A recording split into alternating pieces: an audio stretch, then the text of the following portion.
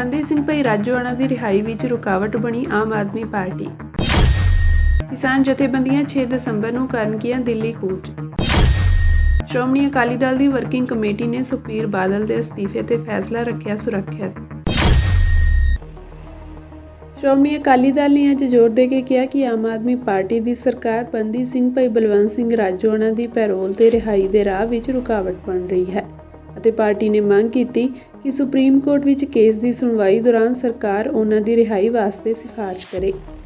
ਅਕਾਲੀ ਦਲ ਦੇ ਸੀਨੀਅਰ ਆਗੂ ਸਰਦਾਰ ਵਿਕਰਮ ਸਿੰਘ ਮਜੀਠੀਆ ਨੇ ਇੱਥੇ ਜਾਰੀ ਕੀਤੇ ਇੱਕ ਬਿਆਨ ਵਿੱਚ ਕਿਹਾ ਕਿ ਆਪ ਸਰਕਾਰ ਨੇ ਸਰਵਉੱਚ ਅਦਾਲਤ ਵਿੱਚ ਸੁਣਵਾਈ ਦੌਰਾਨ ਭਾਈ ਰਾਜੋਆਣਾ ਦੀ ਪੈਰੋਲ ਤੇ ਰਿਹਾਈ ਦੇ ਰਾਹ ਵਿੱਚ ਰੁਕਾਵਟਾਂ ਖੜੀਆਂ ਕੀਤੀਆਂ ਹਨ ਅਤੇ ਪੰਜਾਬ ਸਰਕਾਰ ਦੇ ਵਕੀਲ ਨੇ ਬਹਾਨੇ ਘੜੇ ਕਿ ਛੁੱਟੀਆਂ ਹੋਣ ਕਾਰਨ ਉਹ ਸਮੇਂ ਸਿਰ ਆਪਣਾ ਜਵਾਬ ਪੇਸ਼ ਨਹੀਂ ਕਰ ਸਕੇ।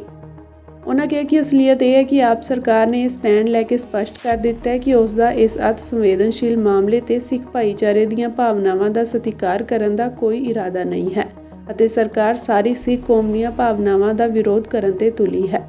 ਉਹਨਾਂ ਕਿਹਾ ਕਿ ਸਿੱਖ ਕੌਮ ਨੂੰ ਇਸ ਗੱਲ ਤੋਂ ਤਕਲੀਫ ਹੈ ਕਿ ਭਾਈ ਰਾਜੋਆਣਾ ਤੇ ਹੋਰ ਬੰਦੀ ਸਿੰਘਾਂ ਦੇ ਮਨੁੱਖੀ ਅਧਿਕਾਰ ਅਤੇ ਨਿੱਜੀ ਜ਼ਿੰਦਗੀ ਪ੍ਰਭਾਵਿਤ ਹੋ ਰਹੀ ਹੈ ਅਤੇ ਇਹਨਾਂ ਨੂੰ ਤੁਰੰਤ ਰਿਹਾ ਕੀਤਾ ਜਾਣਾ ਚਾਹੀਦਾ ਹੈ। ਮਜੀਠੀਆ ਨੇ ਕਿਹਾ ਕਿ ਇਹ ਪਹਿਲੀ ਵਾਰ ਨਹੀਂ ਹੈ ਕਿ ਆਮ ਆਦਮੀ ਪਾਰਟੀ ਨੇ ਅਜਿਹਾ ਵਤੀਰਾ ਅਪਣਾਇਆ ਹੈ।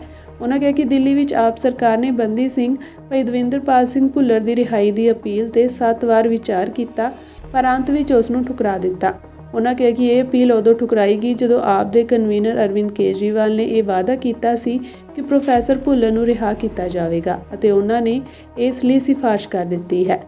ਮਜੀਠੀਆ ਨੇ ਮੁੱਖ ਮੰਤਰੀ ਭਗਵੰਤ ਮਾਨ ਨੂੰ ਅਪੀਲ ਕੀਤੀ ਕਿ ਉਹ ਪੰਜਾਬੀਆਂ ਨੂੰ ਮੂਰਖ ਨਾ ਬਣਾਉਣ ਅਤੇ ਕਿਹਾ ਕਿ ਮੁੱਖ ਮੰਤਰੀ ਨੂੰ ਤੁਰੰਤ ਹਦਾਇਤਾਂ ਜਾਰੀ ਕਰਨੀਆਂ ਚਾਹੀਦੀਆਂ ਹਨ ਕਿ ਭਾਈ ਰਾਜੋਆਣਾ ਦੀ ਰਿਹਾਈ ਵਾਸਤੇ ਇਤਰਾਜ਼ ਨਹੀਂ ਸਰਟੀਫਿਕੇਟ ਤੁਰੰਤ ਜਾਰੀ ਕੀਤਾ ਜਾਵੇ। ਅਕਾਲੀ ਆਗੂ ਨੇ ਕਿਹਾ ਕਿ ਆਪ ਸਰਕਾਰ ਨੂੰ ਇਹ ਮਹਿਸੂਸ ਕਰਨਾ ਚਾਹੀਦਾ ਹੈ ਕਿ ਭਾਈ ਰਾਜੋਆਣਾ ਦੀ ਰਹਿਮ ਦੀ ਅਪੀਲ ਤੇ ਫੈਸਲਾ ਕਰਨ ਵਿੱਚ ਦੇਰੀ ਉਹਨਾਂ ਦੇ ਸੰਵਿਧਾਨ ਦੀ ਧਾਰਾ 21 ਤਹਿਤ ਮਿਲੇ ਜੀਵਨ ਦੇ ਅਧਿਕਾਰ ਦੀ ਉਲੰਘਣਾ ਹੈ। ਉਹਨਾਂ ਕਿਹਾ ਕਿ ਸਰਕਾਰ ਜਾਣਦੀ ਹੈ ਕਿ ਰਹਿਮ ਦੀ ਪਟੀਸ਼ਨ ਸ਼੍ਰੋਮਣੀ ਗੁਰਦੁਆਰਾ ਪ੍ਰਬੰਧਕ ਕਮੇਟੀ ਨੇ ਮਾਰਚ 2012 ਵਿੱਚ ਦਾਇਰ ਕੀਤੀ ਸੀ ਤੇ 12 ਸਾਲਾਂ ਤੋਂ ਲਟਕ ਰਹੀ ਹੈ। ਇੱਥੇ ਹੀ ਬਸ ਨਹੀਂ, ਇਹ ਵੀ ਰਿਕਾਰਡ ਦਾ ਹਿੱਸਾ ਹੈ ਕਿ ਕੇਂਦਰ ਸਰਕਾਰ ਨੇ ਭਾਈ ਰਾਜੋਆਣਾ ਦੀ ਫਾਂਸੀ ਦੀ ਸਜ਼ਾ ਨੂੰ ਉਮਰ ਕੈਦ ਵਿੱਚ ਬਦਲਣ ਸਮੇਤ ਬੰਦੀ ਸਿੰਘਾਂ ਦੀ ਰਿਹਾਈ ਦਾ ਫੈਸਲਾ 2019 ਵਿੱਚ ਸ੍ਰੀ ਗੁਰੂ ਨਾਨਕ ਦੇਵ ਜੀ ਦੇ 550ਵੇਂ ਸਾਲਾ ਪ੍ਰਕਾਸ਼ ਪੁਰਬ ਮੌਕੇ ਲਿਆ ਸੀ ਪਰ ਇਸ ਨੂੰ ਅਮਲੀ ਜਾਮਾ ਅੱਜ ਤੱਕ ਨਹੀਂ ਪਹਿਨਾਇਆ ਗਿਆ। ਮਜੀਠੀਆ ਨੇ ਕਿਹਾ ਕਿ ਨਿੱਜੀ ਤੌਰ ਤੇ ਉਹ ਜਾਣਦੇ ਹਨ ਕਿ ਭਾਈ ਰਾਜੋਆਣਾ ਦੇ ਜੀਵਨ ਨੂੰ ਲੈ ਕੇ ਬਣੀ ਅਨਿਸ਼ਚਿਤਤਾ ਕਾਰਨ ਉਹਨਾਂ ਤੇ ਕਿੰਨਾ ਮਾਨਸਿਕ ਤਸ਼ੱਦਦ ਬਣਿਆ ਹੈ। ਉਹਨਾਂ ਕਿਹਾ ਕਿ 29 ਸਾਲਾਂ ਤੋਂ ਉਹਨਾਂ ਨੂੰ ਫਾਂਸੀ ਦੀ ਸਜ਼ਾ ਵਾਲੀ ਚੱਕੀ ਵਿੱਚ ਰੱਖਿਆ ਹੋਇਆ ਹੈ ਜੋ ਮਨੁੱਖੀ ਅਧਿਕਾਰਾਂ ਦੀ ਉਲੰਘਣਾ ਹੈ। ਉਹਨਾਂ ਨੂੰ ਪੈਰੋਲ ਤੁਰੰਤ ਮਿਲਣੀ ਚਾਹੀਦੀ ਹੈ ਤੇ ਆਪ ਸਰਕਾਰ ਨੂੰ ਇਹ ਪੈਰੋਲ ਮਿਲਣ ਦੇ ਰਾਹ ਵਿੱਚ ਰੁਕਾਵਟ ਨਹੀਂ ਬਣਨਾ ਚਾਹੀਦਾ। ਬੰਦੀ ਸਿੰਘਾਂ ਬਾਰੇ ਔਰ ਖਾਸ ਤੌਰ ਤੇ ਭਾਈ ਬਲਵੰਤ ਸਿੰਘ ਰਾਜੋਆਣਾ ਸਾਹਿਬ ਬਾਰੇ ਅੱਜ ਇੱਕ ਤਰੀਕ ਸੀ ਔਰ ਉਹ ਤਰੀਕ ਦਾ ਕਾਰਨ ਵੀ ਹੈ ਕਿ 2 ਹਫ਼ਤੇ ਦਿੱਤੇ ਗਏ ਸੀ ਇਸ ਤਰੀਕ ਵਾਸਤੇ ਔਰ ਉਹਦੇ 'ਚ ਪੰਜਾਬ ਸਰਕਾਰ ਦੀ ਭਗਵੰਤ ਮਾਨ ਸਰਕਾਰ ਦੀ ਨਲਾਇਕੀ ਔਰ ਨਾਕਾਮੀ ਸਾਹਮਣੇ ਦੇਖਣ ਨੂੰ ਮਿਲੀ। ਆਈ ਥਿੰਕ ਜਿਹੜੀਆਂ ਸਰਕਾਰਾਂ ਹਿਊਮਨ ਰਾਈਟਸ ਜਾਂ ਇਨਸਾਨੀ ਕਦਰਾਂ ਕੀਮਤਾਂ ਤੇ ਪਹਿਰਾ ਨਹੀਂ ਦੇ ਸਕਦੀਆਂ ਉਹ ਵੈਸੀ ਸਰਕਾਰ ਕਹਾਉਣ ਦੇ ਹੱਕਦਾਰ ਨਹੀਂ। ਤੁਹਾਨੂੰ ਇਹ ਗੱਲ ਦੀ ਸਮਝ ਹੋਣੀ ਚਾਹੀਦੀ ਕਿ ਇੱਕ ਆਨਰੇਬਲ ਸੁਪਰੀਮ ਕੋਰਟ 'ਚ ਭਾਈ ਬਲਵੰਤ ਸਿੰਘ ਰਾਜੋਆਣਾ ਸਾਹਿਬ ਵੱਲੋਂ ਇੱਕ ਰਿਟ ਗਈ ਹੈ, ਇੱਕ ਅਪੀਲ ਪਾਈ ਗਈ ਹੈ ਜਿਹਦੇ 'ਚ ਉਹਨਾਂ ਨੇ ਇਹ ਗੱਲ ਕਹੀ ਹੈ ਕਿ ਮੈਨੂੰ ਕੋਈ 15-16 ਸਾਲ ਹੋ ਗਏ 2007 ਤੋਂ ਲਾ ਲਓ ਜੀ ਹੁਣ ਤੱਕ ਆਲਮੋਸਟ 17 ਸਾਲ ਕਿ ਜਿਹੜੀ ਉਹਨਾਂ ਨੂੰ ਡੈਥ ਸੈਂਟੈਂਸ ਦਿੱਤਾ ਗਿਆ ਉਹਦੇ ਤੇ ਫੈਸਲਾ ਨਹੀਂ ਹੋ ਰਿਹਾ।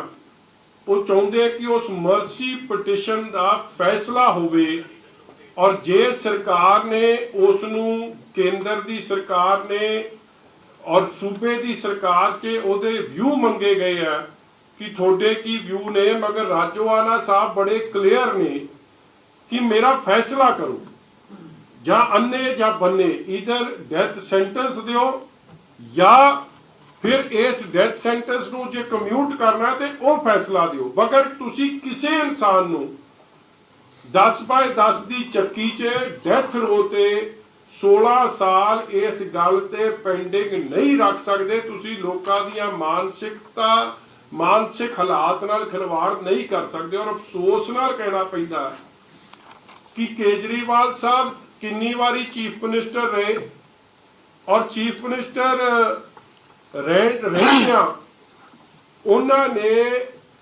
ਭੁੱਲਰ ਸਾਹਿਬ ਦੀ ਜਿਹੜੀ ਰਿਹਾਈ ਸੀ, ਜਿਹੜੀ ਉਹਨਾਂ ਦੀ ਫੈਸਲਾ ਕੇਜਰੀਵਾਲ ਅਧੀਨ ਸੀ, ਉਹ ਕੀਤਾ ਹੀ ਨਹੀਂ। ਅਖੀਰ 'ਚ ਅੱਜ ਉਹ ਚੀਫ ਮਿਨਿਸਟਰ ਨਹੀਂ ਹੈ।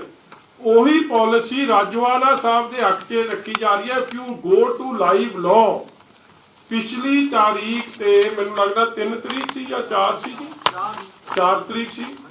4 ਤਰੀਕ ਤੇ ਜਦੋਂ ਪੰਜਾਬ ਸਰਕਾਰ ਦਾ ਵਿਊ ਮੰਗਿਆ ਗਿਆ, ਤੁਸੀਂ ਹੈਰਾਨ ਹੋ ਜਾਓਗੇ, ਪੰਜਾਬ ਸਰਕਾਰ ਦਾ ਵਕੀਲ ਉੱਥੇ ਕਹਿ ਰਿਹਾ ਕਿ ਸਾਡੀ ਸਰਕਾਰ ਤਾਂ ਛੁੱਟੀ ਤੇ, ਮਤਲਬ ਕਿ ਅਸੀਂ ਕੁਝ ਦੇ ਨਹੀਂ ਸਕਦੇ ਆਪ ਦਾ ਵਿਊ। ਮਨੁੱਖੀ ਅਧਿਕਾਰਾਂ ਤੇ ਭਾਈ ਤੁਸੀਂ ਆਪ ਦਾ ਵਿਊ ਨਹੀਂ ਦੇ ਸਕਦੇ, ਤੁਸੀਂ ਕੀ ਕੰਮ ਕਰਨਾ ਹੋਰ? ਕਿਉਂਕਿ ਤੁਹਾਡਾ ਮੁੱਖ ਮੰਤਰੀ ਨੂੰ ਛੁੱਟੀ ਤੇ ਤਾਂ ਬੜਾ ਚਿਰ ਹੋ ਗਿਆ, ਉਹਨੇ ਤਾਂ ਪਤਾ ਨਹੀਂ ਛੁੱਟੀ ਤੋਂ ਕਦੋਂ ਮਿਲਣਾ। ਤਾਂ ਰਾਤ ਕੱਲ ਹੁਣ ਪੈਗ ਲੱਗ ਜੇ ਤੇ ਸਵੇਰੇ ਛੁੱਟੀ ਹੈ। ਇੱਥੇ ਕਿਹੜਾ ਕੋਈ ਨੈਸ਼ਨਲ ਹੌਲੀਡੇ ਐਲਾਨਣੀ ਹੈ ਕਿ ਛੁੱਟੀ ਹੈ। ਔਰ ਸਰਕਾਰਾਂ ਵੀ ਕਦੇ ਛੁੱਟੀ ਤੇ ਰਹੀਆਂ ਨੇ। ਮਤਲਬ ਇਹ ਤਾਂ ਪਹਿਲੀ ਵਾਰੀ ਕਿਸੇ ਸਰਕਾਰ ਦਾ ਵਿਊ ਸੁਣਨ ਨੂੰ ਮਿਲ ਰਿਹਾ ਸੁਪਰੀਮ ਕੋਰਟ ਤੇ ਕਿ ਉਹ ਛੁੱਟੀ ਤੇ ਨੇ। ਤੇ ਭਾਈ ਜੇ ਤੁਸੀਂ ਛੁੱਟੀ ਤੇ ਚਲੇ ਜਾਓ ਤਾਂ ਲੋਕਾਂ ਦਾ ਕੀ ਬਣੂਗਾ ਫਿਰ? ਸਰਕਾਰ ਦਾ ਤਾਂ 24 ਘੰਟੇ ਜਵਾਬ ਦੀ। ਔਰ ਆਨਰੇਬਲ ਸੁਪਰੀਮ ਕੋਰਟ 'ਚ ਉਦੋਂ ਕਿਹਾ ਗਿਆ ਕਿ ਤੁਸੀਂ ਸ਼ਾਮ ਤੱਕ ਆਪਦਾ ਵਿਊ ਦੇ ਦਿਓ। ਤੁਸੀਂ ਹੈਰਾਨ ਹੋਗੇ, ਜਾ ਕੇ ਫਿਰ ਵਕੀਲ ਇਨਸਿਸਟ ਕਰ ਰਿਹਾ ਕਿ ਨਹੀਂ ਜੀ ਸਾਨੂੰ ਛੁੱਟੀ ਤੇ ਸਾਨੂੰ ਸਮਾਂ ਦੇ ਦਿਓ। ਦੈਟਸ ਵਾਈ 2 ਹਫ਼ਤੇ ਪਏ। ਅੱਜ ਪਤਾ ਨਹੀਂ ਉਹਨਾਂ ਨੂੰ, ਆਈ ਹੈਵਨਟ ਫੋਲੋਡ ਅਪ, ਕਿਉਂਕਿ ਅਸੀਂ ਇੱਥੇ ਬੈਠੇ ਆਨਰੇਬਲ ਸੁਪਰੀਮ ਕੋਰਟ 'ਚ ਕੀ ਹੋਇਆ। ਮਗਰ ਦ ਐਟੀਟਿਊਡ ਟੂਵਰਡਸ ਬੰਦੀ ਸਿੰਘ ਔਰ ਜੋ ਐਟੀਟਿਊਡ ਟੂਵਰਡਸ ਜਿਨ੍ਹਾਂ ਲੋਕਾਂ ਦੇ ਮਨੁੱਖੀ ਅਧਿਕਾਰਾਂ ਦਾ ਘਾਣ ਹੋ ਰਿਹਾ, ਉਹ ਕੀ ਹੈ ਇਹਦੇ ਨਾਲ ਸਪਸ਼ਟ ਹੁੰਦਾ। ਔਰ ਇਸ ਲਈ ਮੈਂ ਚਾਹੂੰਗਾ ਕਿ ਭਗਵੰਤ ਮਾਨ ਸਾਹਿਬ ਆਪਣੀ, ਵੈਸੇ ਤਾਂ ਤੁਹਾਡੀ ਸਥਿਤੀ ਸਪਸ਼ਟ ਹੀ ਹੈ, ਉਹ ਸਲਾਮੀ ਨਹੀਂ ਸਪਸ਼ਟ ਕਰਤੀ ਜਿਹੜੀ ਕੱਲ ਪਰਸੋਂ ਸਲਾਮੀ ਲੈ ਰਹੇ ਸੀ। ਪਹਿਲੀ ਵਾਰੀ ਵੇਖਿਆ ਕਿ ਸਲਾਮੀ ਮੁੱਖ ਮੰਤਰੀ ਨੇ ਲੈਣੀ ਹੁੰਦੀ, ਨਾਲ ਦਿੱਲੀ ਦਾ ਉਹ ਲਈ ਜਾਂਦਾ, ਉਹਨੂੰ ਕਹਿੰਦਾ ਤੂੰ ਅੱਗੇ ਹੋ ਜਾ, ਤੇ ਉਹ ਤੋਂ ਹੀ ਸਪਸ਼ਟ ਸੀ। ਜੇ ਸਲਾਮੀ ਇੱਕ ਦਿੱਲੀ ਦੇ MLA ਨੇ ਲੈਣੀ ਹੈ ਅਰਵਿੰਦ ਕੇਜਰੀਵਾਲ ਨੇ, ਤੇ ਉਹਦੀ ਭਾਵਨਾ ਭੁੱਲਰ ਸਾਹਿਬ ਦੇ ਮਸਲੇ 'ਚ ਕੀ ਹੈ, ਤੇ ਭਾਈ ਤੇਰੀ ਭਾਵਨਾ ਵੀ ਆਈ ਗਈ। ਸੋ ਮਗਰ will Punjabis accept this? The answer is no.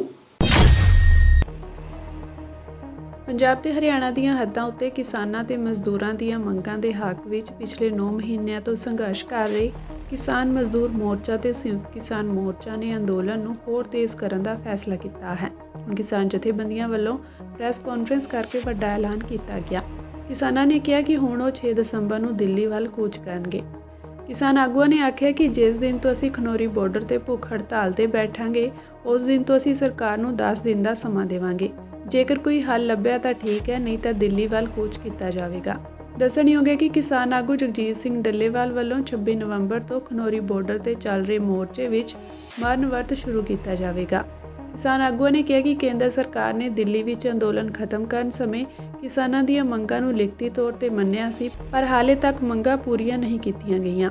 ਉਹਨਾਂ ਕਿਹਾ ਕਿ ਸੂਬਾ ਸਰਕਾਰ ਵੀ ਕਿਸਾਨਾਂ ਨੂੰ ਲੋੜੀਂਦਾ DAP ਮੁਹੱਈਆ ਕਰਵਾਉਣ ਵਿੱਚ ਨਾਕਾਮ ਰਹੀ ਹੈ। ਕਿਸਾਨ ਆਗੂਆਂ ਨੇ ਕਿਹਾ ਕਿ ਕੇਂਦਰ ਸਰਕਾਰ ਦੀ ਅਣਦੇਖੀ ਵਿਰੁੱਧ ਕਿਸਾਨ ਆਗੂ ਜਗਜੀਤ ਸਿੰਘ ਡੱਲੇਵਾਲ ਵੱਲੋਂ 26 ਨਵੰਬਰ ਤੋਂ ਖਨੌਰੀ ਬਾਰਡਰ ਤੇ ਚੱਲ ਰਹੇ ਮੋਰਚੇ ਵਿੱਚ ਮਰਨ ਵਰਤ ਸ਼ੁਰੂ ਕੀਤਾ ਜਾਵੇਗਾ। ਉਹਨਾਂ ਕਿਹਾ ਕਿ ਉਹਨਾਂ ਦੇ ਨਾਲ ਕੋਈ ਟਰੈਕਟਰ ਟਰਾਲੀ ਨਹੀਂ ਹੋਵੇਗੀ ਤੇ ਉਹ ਜਥਿਆਂ ਦੇ ਰੂਪ ਵਿੱਚ ਜਾਣਗੇ। ਅੰਧੇਰ ਨੇ ਸਰਕਾਰ ਤੋਂ ਮੰਗ ਕੀਤੀ ਕਿ ਪ੍ਰਦਰਸ਼ਨ ਲਈ ਉਹਨਾਂ ਨੂੰ ਜਗ੍ਹਾ ਵੀ ਮੁਹੱਈਆ ਕਰਵਾਈ ਜਾਵੇ। ਦੋਵਾਂ ਫੋਰਮਾਂ ਵੱਲੋਂ ਇੱਕ ਵੱਡਾ ਐਲਾਨ ਕੁਝ ਦਿਨ ਪਹਿਲਾਂ ਕੀਤਾ ਗਿਆ ਸੀਗਾ ਔਰ ਇੱਕ ਵੱਡਾ ਐਲਾਨ ਅੱਜ ਕੀਤਾ ਜਾਣਾ ਵਾ।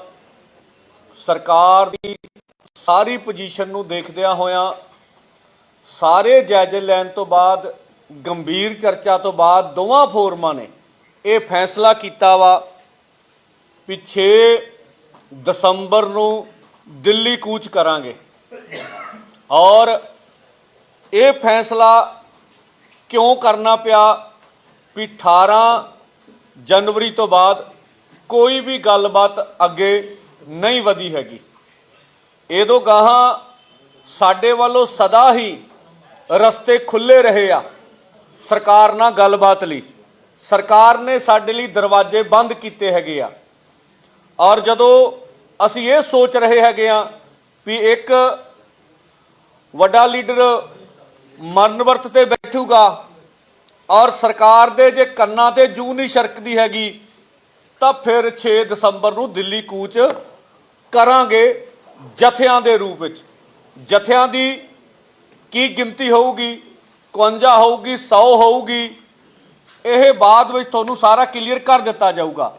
ਹਰ ਜਥੇ ਦੀ ਅਗਵਾਈ ਜਿਹੜੇ ਆ ਉਹ ਜਥੇਬੰਦੀਆਂ ਦੇ ਸੀਨੀਅਰ ਲੀਡਰ ਕਰਨਗੇ। ਸਾਡੀ ਜਥੇਬੰਦੀ ਚੋਂ ਸਤਨਾਮ ਸਿੰਘ ਪੰਨੂ, ਸਵਿੰਦਰ ਸਿੰਘ ਚਤਾਲਾ, ਸਰਜੀਤ ਸਿੰਘ ਫੂਲ ਔਰ ਹਰੇਕ ਜਥੇਬੰਦੀ ਦੇ ਸੀਨੀਅਰ ਲੀਡਰ ਉਹਨਾਂ ਦੇ ਵਿੱਚ ਹੋਣਗੇ। ਜਦੋਂ ਆ ਗਈ ਗੱਲ ਵੀ ਅੱਗੇ ਵੱਧ ਕੇ ਲੀਡਰ ਕੁਰਬਾਨੀਆਂ ਕਰਨਗੇ ਹੁਣ, ਤੇ ਇਹ ਕੁਰਬਾਨੀਆਂ ਲਈ ਲੀਡਰ ਅੱਗੇ ਹੋ ਕੇ संघर्ष में गवाही करेंगे। तो मैं फिर बताना चाहता हूं दोनों फोरमों की ओर से 6 दिसंबर को दिल्ली कूच किया जाएगा। दिल्ली कूच जथों में किया जाएगा। क्या क्या इसकी रूपरेखा होगी यह आने वाले समय में बताएंगे, क्योंकि दोनों फोरमों के एक लीडर अमर अनशन पर बैठे हैं। अगर सुनवाई नहीं करती सरकार तो 6 दिसंबर को दिल्ली कूच करेंगे, क्योंकि सरकार ने बातचीत के सभी रास्ते हमारे लिए बंद कर दिए हैं और हमारे पास कोई भी रास्ता नहीं बचा है। और जब जथे चलेंगे तो उनकी अगुवाई यूनियन के बड़े लीडर करेंगे।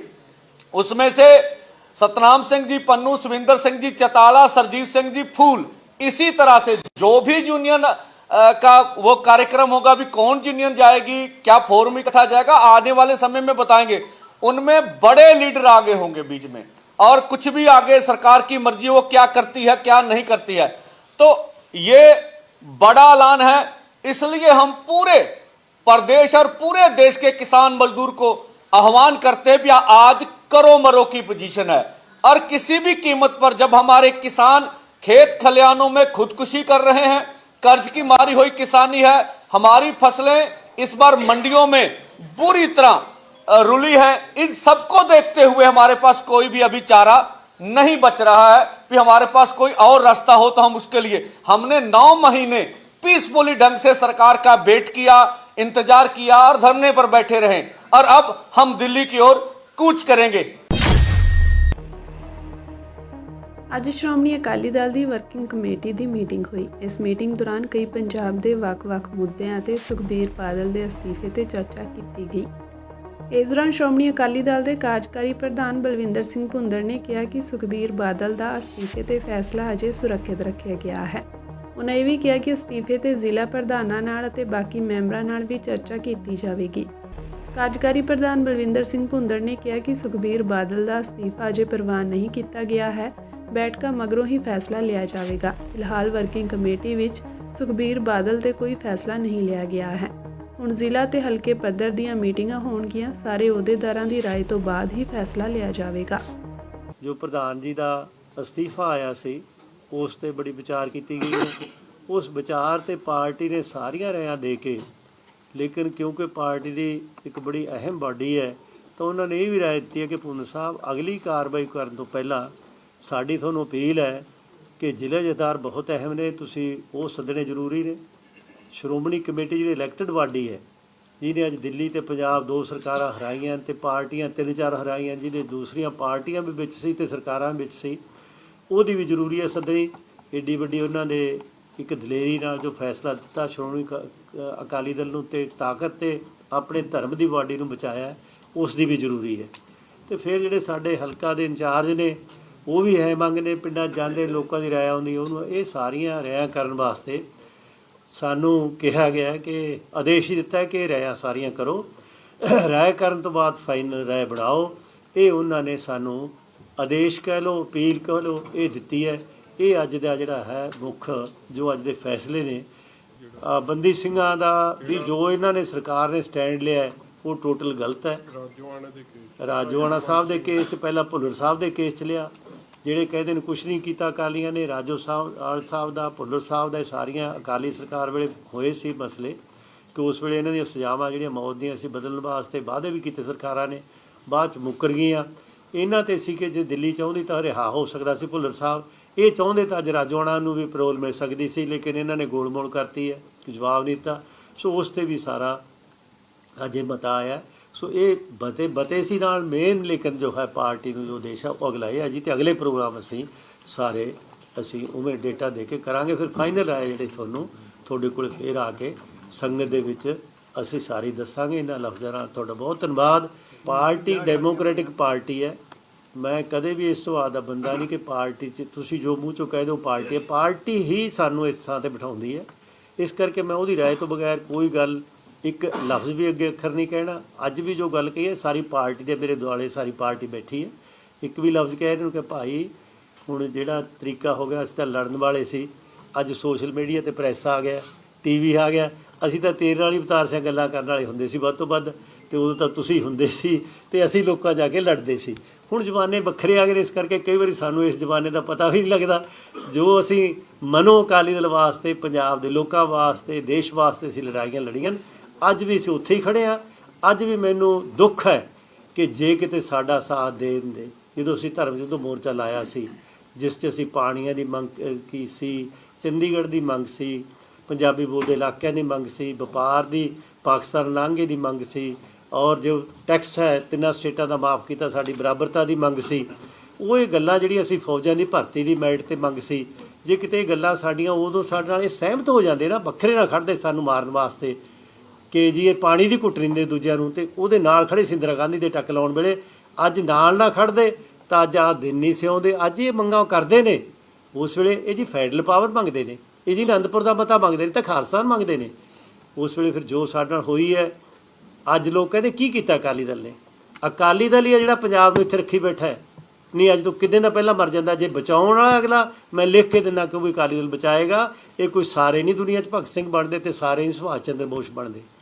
ਸਾਡੇ ਬਜ਼ੁਰਗਾਂ ਨੇ ਜੋ ਕੁਰਬਾਨੀਆਂ ਕੀਤੀਆਂ ਨੇ, ਉਹ ਕੁਰਬਾਨੀਆਂ ਤੇ ਪਾਰਟੀ ਕਿਸੇ ਇੱਕ ਬੰਦੇ ਦੀ ਬਣਾਈ ਹੋਈ ਪਾਰਟੀ ਨਹੀਂ। ਇਸ ਕਰਕੇ ਮੈਂ ਗੁਰੂ ਤੋਂ ਇਹ ਜਾਣ ਕੇ ਕਹਿਣਾ ਕਿ ਗੁਰੂ ਅੰਗ ਸੰਗ ਹੈ ਪਾਰਟੀ ਦੇ, ਹਮੇਸ਼ਾ ਪਾਰਟੀ ਦੀ ਚੜ੍ਹਦੀ ਕਲਾ ਰਹੇਗੀ। ਔਰ ਅਸੀਂ ਹਰ ਹਾਲਤ 'ਚ ਪੰਜਾਬ, ਪੰਜਾਬੀਆਂ ਅਤੇ ਹਰ ਦੇਸ਼ ਦੇ ਇਨਸਾਫ ਵਾਸਤੇ ਅਤੇ ਮਿਨੋਰਟੀ ਵਾਸਤੇ ਅਸੀਂ ਹਰ ਸਾਹ ਤੱਕ ਲੜਦੇ ਰਹਾਂਗੇ। ਇਹ ਸਾਡਾ ਇੱਕ ਅਕੀਦਾ ਹੈ ਜਿਸ 'ਤੇ ਅਸੀਂ ਪੂਰੇ ਵਿਸ਼ਵਾਸ ਨਾਲ ਕੰਮ ਕਰਾਂਗੇ। ਸੀਨੀਅਰ ਅਕਾਲੀ ਆਗੂ NK ਸ਼ਰਮਾ ਨੇ ਸ਼੍ਰੋਮਣੀ ਅਕਾਲੀ ਦਲ ਤੋਂ ਅਸਤੀਫਾ ਦੇ ਦਿੱਤਾ ਹੈ। ਉਹਨਾਂ ਨੇ ਸੁਖਬੀਰ ਬਾਦਲ ਦੇ ਹੱਕ ਵਿੱਚ ਅਸਤੀਫਾ ਦਿੱਤਾ ਹੈ।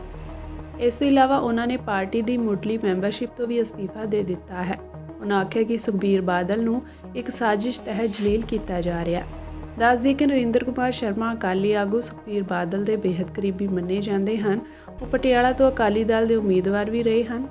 ਸ਼ਰਮਾ ਨੇ ਅੱਜ ਵਰਕਿੰਗ ਕਮੇਟੀ ਦੀ ਮੀਟਿੰਗ ਤੋਂ ਪਹਿਲਾਂ ਐਲਾਨ ਕੀਤਾ ਕਿ ਅੱਜ ਉਹਨਾਂ ਨੇ ਪਾਰਟੀ ਦੇ ਹਰ ਅਹੁਦੇ ਤੋਂ ਅਸਤੀਫਾ ਦੇ ਦਿੱਤਾ ਹੈ।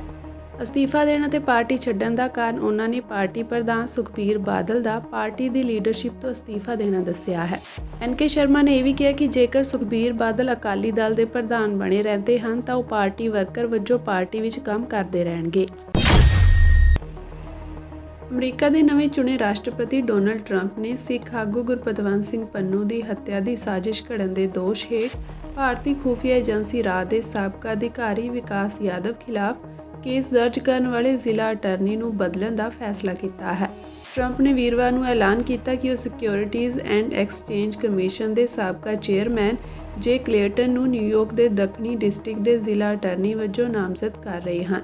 ਟਰੰਪ ਨੇ ਟਰੁਥ ਸੋਸ਼ਲ ਪੋਸਟ ਵਿੱਚ ਕਿਹਾ ਕਿ ਜੇ ਸੱਚਾਈ ਦੇ ਮਜ਼ਬੂਤ ਯੋਧਾ ਬਣ ਰਹੇ ਹਨ ਕਿਉਂਕਿ ਅਸੀਂ ਅਮਰੀਕਾ ਨੂੰ ਮੁੜ ਤੋਂ ਮਹਾਨ ਬਣਾ ਰਹੇ ਹਾਂ। ਸੈਨੇਟ ਵਿੱਚ ਮੋਹਰ ਲੱਗਣ ਮਗਰੋਂ ਕਲੇਟਨ ਡੇਮੀਅਨ ਵਿਲੀਅਮਸ ਦੀ ਥਾਂ ਲੈਣਗੇ। ਜੋ ਰਵਾਇਤ ਮੁਤਾਬਕ 21 ਜਨਵਰੀ ਨੂੰ ਰਾਸ਼ਟਰਪਤੀ ਬਦਲਣ ਮਗਰੋਂ ਅਸਤੀਫਾ ਦੇ ਦੇਣਗੇ ਜਾਂ ਉਹਨਾਂ ਨੂੰ ਅਹੁਦੇ ਤੋਂ ਲਾਂਭੇ ਕਰ ਦਿੱਤਾ ਜਾਵੇਗਾ।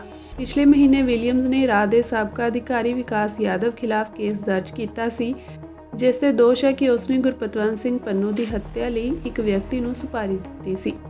ਇਸ ਤੋਂ ਪਹਿਲਾਂ ਵਿਲੀਅਮਸ ਨੇ ਪਿਛਲੇ ਸਾਲ ਭਾਰਤੀ ਨਾਗਰਿਕ ਨਿਖਿਲ ਗੁਪਤਾ ਨੂੰ ਮਾਮਲੇ ਵਿੱਚ ਸਹਿ ਸਾਜ਼ਿਸ਼ਕਾਰ ਬਣਾਇਆ ਸੀ। ਨਿਖਿਲ ਨੂੰ ਚੈੱਕ ਗਣਰਾਜ ਤੋਂ ਜੂਨ ਵਿੱਚ ਅਮਰੀਕਾ ਲਿਆਂਦਾ ਗਿਆ ਸੀ ਅਤੇ ਉਸ ਦਾ ਨਿਊਯਾਰਕ ਅਦਾਲਤ ਦੇ ਸਦਰਨ ਡਿਸਟ੍ਰਿਕਟ ਵਿੱਚ ਵੱਖਰੇ ਤੌਰ ਤੇ ਮੁਕੱਦਮਾ ਚੱਲ ਰਿਹਾ ਹੈ। ਇਸ ਮਾਮਲੇ ਦੀ ਸੁਣਵਾਈ ਅਗਲੇ ਸਾਲ 19 ਜਨਵਰੀ ਨੂੰ ਹੋਵੇਗੀ। ਜੇਕਰ ਵਿਲੀਅਮਸ ਅਸਤੀਫਾ ਦੇ ਦਿੰਦੇ ਹਨ ਤਾਂ ਵੀ ਉਹਨਾਂ ਦੇ ਦਫ਼ਤਰ ਦੇ ਵਕੀਲ ਨਵੇਂ ਅਟਾਰਨੀ ਜਨਰਲ ਦੇ ਅਹੁਦਾ ਸੰਭਾਲਣ ਤੱਕ ਪੈਰਵੀ ਜਾਰੀ ਰੱਖਣਗੇ। ਬੰਦੀ ਸਿੰਘ ਭਾਈ ਬਲਵੰਤ ਸਿੰਘ ਰਾਜੋਆਣਾ ਦੀ ਰਹਿਮ ਦੀ ਅਪੀਲ ਰਾਸ਼ਟਰਪਤੀ ਅੱਗੇ ਪੇਸ਼ ਕਰਨ ਲਈ ਅੱਜ ਸਵੇਰੇ ਰਾਸ਼ਟਰਪਤੀ ਦ੍ਰੌਪਦੀ ਮੁਰਮੂ ਦੇ ਸਕੱਤਰ ਨੂੰ ਦਿੱਤੇ ਹੁਕਮਾਂ ਉੱਤੇ ਸੋਮਵਾਰ ਬਾਅਦ ਦੁਪਹਿਰ ਰੋਕ ਲਾ ਦਿੱਤੀ ਗਈ। ਸ਼ਿਖਰਲੀ ਅਦਾਲਤ ਵੱਲੋਂ ਸਵੇਰ ਵੇਲੇ ਇਹ ਹੁਕਮ ਦਿੱਤੇ ਜਾਣ ਤੋਂ ਬਾਅਦ ਸੋਲੀਸਿਟਰ ਜਨਰਲ ਤੁਸ਼ਾਰ ਮਹਿਤਾ ਨੇ ਅਦਾਲਤ ਅੱਗੇ ਪੇਸ਼ ਹੋ ਕੇ ਬੇਨਤੀ ਕੀਤੀ ਕਿ ਇਸ ਮਾਮਲੇ ਵਿੱਚ ਕਈ ਸੰਵੇਦਨਸ਼ੀਲਤਾਵਾਂ ਸ਼ਾਮਿਲ ਹਨ ਤੇ ਇਸ ਕਾਰਨ ਇਸ ਉੱਤੇ ਸ਼ੁੱਕਰਵਾਰ ਨੂੰ ਸੁਣਵਾਈ ਕੀਤੀ ਜਾਵੇ। ਮਹਿਤਾ ਨੇ ਬੈਂਚ ਨੂੰ ਇਹ ਵੀ ਦੱਸਿਆ ਕਿ ਇਸ ਮਾਮਲੇ ਦੀ ਫਾਈਲ ਗ੍ਰਹਿ ਮੰਤਰਾਲੇ ਕੋਲ ਹੈ, ਨਾ ਕਿ ਰਾਸ਼ਟਰਪਤੀ ਭਵਨ ਕੋਲ। ਬੈਂਚ ਨੇ ਐਸਜੀ ਦੀ ਬੇਨਤੀ ਪ੍ਰਵਾਨ ਕਰ ਲਈ ਅਤੇ ਮਾਮਲੇ ਦੀ ਸੁਣਵਾਈ ਅਗਲੇ ਸੋਮਵਾਰ 25 ਨਵੰਬਰ ਨੂੰ ਕਰਨ ਦਾ ਫੈਸਲਾ ਕੀਤਾ ਹੈ।